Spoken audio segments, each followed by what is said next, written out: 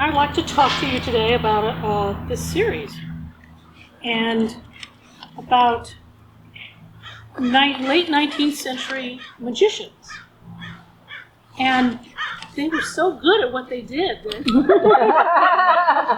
the audiences weren't sure if it was real magic or if it were just a trick. So they played that up, this mystery that they had going.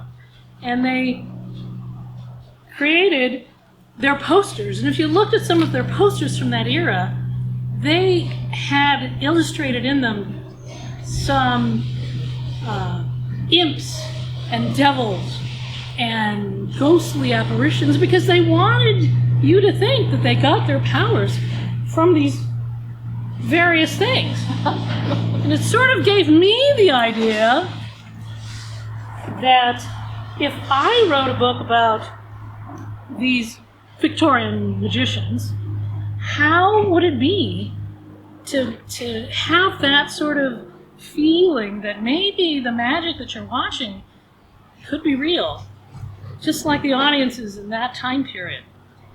And I was already fascinated by magicians at that time period, and the whole milieu, Houdini and all those other guys.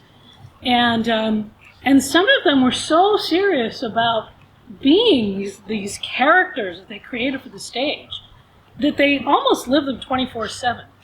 There was the guy who was known as Chin Su Lee, I think, and he was actually a black man, an American black man who disguised himself as a Chinese man to make this whole persona, make it so mysterious.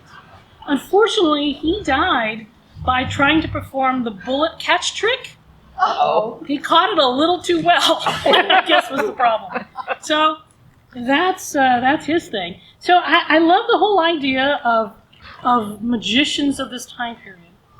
And I started doing some research. I don't know how I did, but it just sort of was an offhand kind of thing about Jewish mysticism and the Kabbalah and the Talmud. And I was reading that there were good demons in Jewish lore who were helpful. And I thought, all right, there's the bad demons and there's the good demons.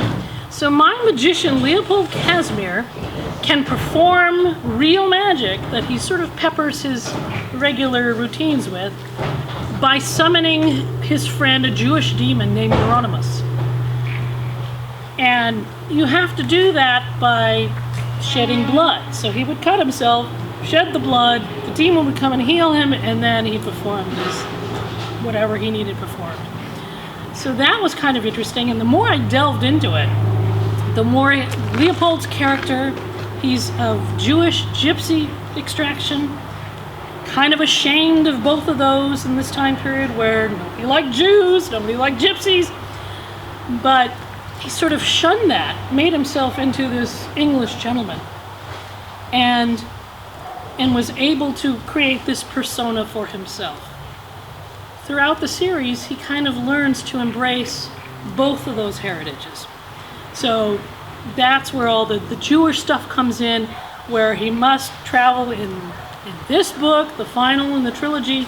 He's got to travel to Gehenna because his father is trapped there. He thought his father died, saving him and letting him escape. But he discovered in this book that he's still alive. So he has to go and save him.